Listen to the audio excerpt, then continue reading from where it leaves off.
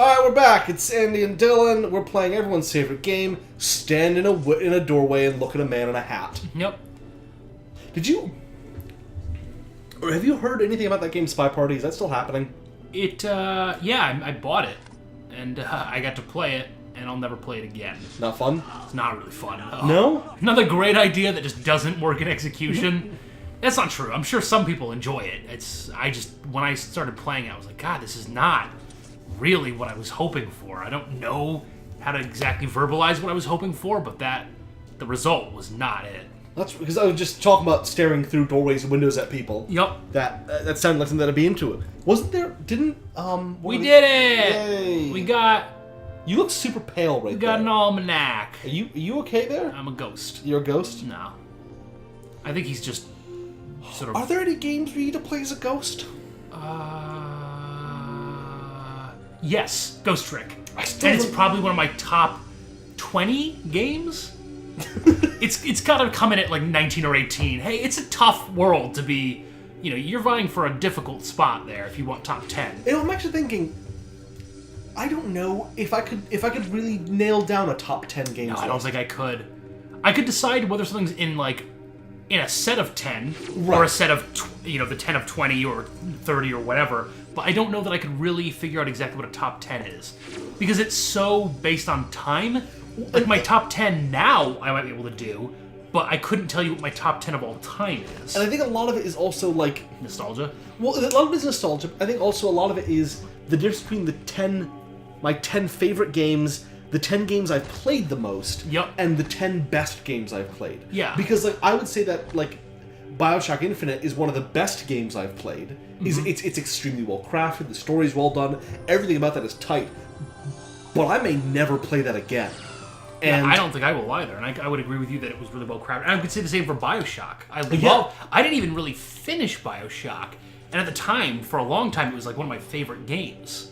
Part of that was because I spoiled the whole thing for myself by watching a YouTube video. But even so, the gameplay was excellent, the story was excellent, the writing. Just today I was actually quoting BioShock because I love that speech at the beginning, the Andrew Ryan speech. Is like, I'm Andrew Ryan. I can't remember exactly. And I want to be your city councilman. Vote for me in the next election. I look after my constituency. No, but the one that's basically like, is a man not entitled to the sweat of his brow? No, this is the man in Washington, blah, blah, blah, blah. Anyway, awesome speech. And the whole game was great. It had a great atmosphere, had a great aesthetic, so I loved it. But right now, I don't know that I would necessarily consider it in my top 10, because I don't really play it anymore, and I don't have any intention of playing it again. Well, and that's the thing, because I looked at one point, the top 10 games, just as far as time played in Steam, and very few of them would go into my top 10 games of all time. Because I gotta Very Solitaire. Very Solitaire. Which probably is your number one top game. It's definitely... it's top game. Top game. Best game ever made. Very Solitaire. Dumb. So, it's good. It's also second best game. It's also third best game. It's that good. It's that good. But it's like Payday 2. Yep. I have played a lot of hours of Payday 2. I would not put it in my top 10 games of all time. No, it's really fun. It's well crafted. It's tight, but it's not. It's a solid game that you kind of have to put a lot of hours into. Well, that's the thing. You know why I played a lot of hours? Because they made me play a lot of hours of it. Yep. Well, they didn't make you. They didn't put a gun to your head in a bank and say, do it. But... Did we agree not to talk about what happened that weekend? That's true, we did. But I feel like humiliating you, so we will talk about it. But yeah, it's certain games require, an MMO might have the most amount of hours played, but that's because they put you in a position where you have to grind for a very long time to get results. Right. I was actually thinking, because I was playing more Crash Bandicoot, because I've been playing a lot of that. Okay. Because it's 1990 whatever. Yep. And they have, like in Mario, those boxes that you have to jump a lot of times to get... Like in Mario, you have to hit it a bunch of times to get the coins. Yep. In Crash Bandicoot, it's like some fruit. Yep. And I was thinking, why?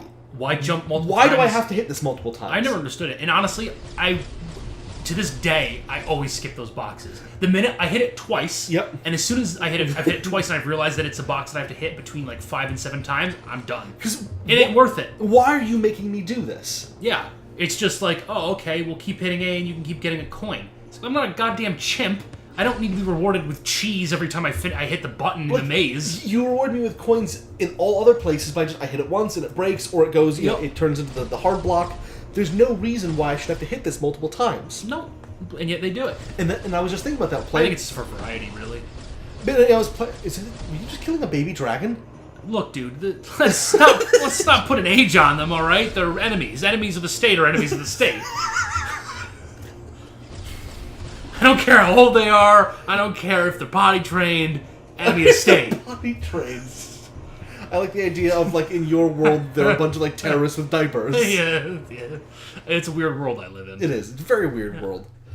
Yeah, so that really bugged me with Crash Bandicoot. Yeah. There are bits where I'm just, like, they have 4 or 5 of them in a row, and I'm just, why are you making me do this? I don't know if I'm just losing patience as I get older, but I do find myself intentionally skipping parts in a game. If I'm playing a game and I realize ahead of time what the reward for a task is going to be, and I don't deem it to be worth the time it would take to complete the task, I now skip it. In the old days, I would always complete it, just because I liked the idea of being completionist. I wanted to get the achievements, or I wanted to get even the minuscule rewards that they give you. And now I've started to weigh far more greatly the time value of all of these tasks. You know what I mean? I think a lot of the time in the past... do you know what I... I have no idea what you're saying. No fucking idea. clue. The words might as well be Greek. I've been sitting here, I've been hearing just buzzing coming out of your mouth. I am a bee. So, but sorry, go on. What I think part of the problem is, for me at least, is that, like, in a lot of these games, if you think about a game like Super Mario World, there are things that you can go and find and try and collect, or not even collect, but secrets that you kind of can try and go out and find, but they're all game related.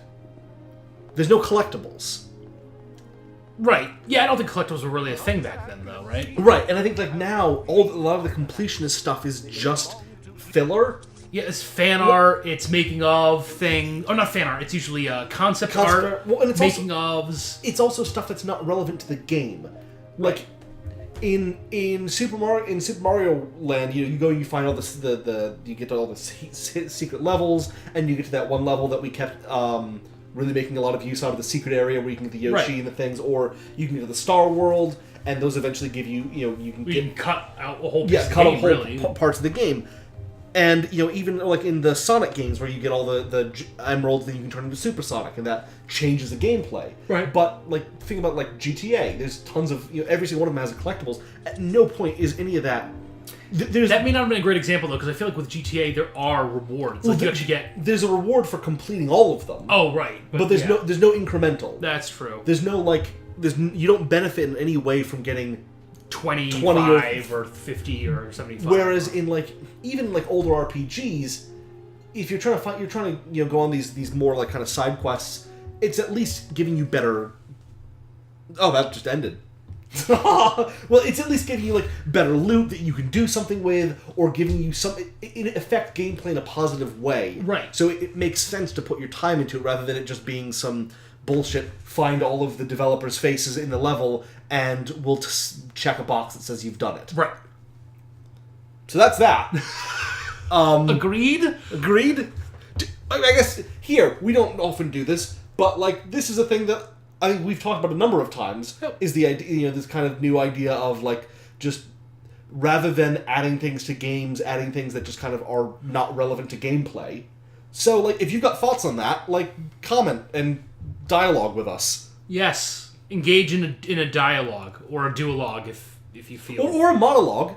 Yeah. Just tell us that it's going to be a monologue, and we won't try and jump in. Or, or send a letter to your congressman. Thanks for making it to the end of our video and seeing this little end bit that we've put together.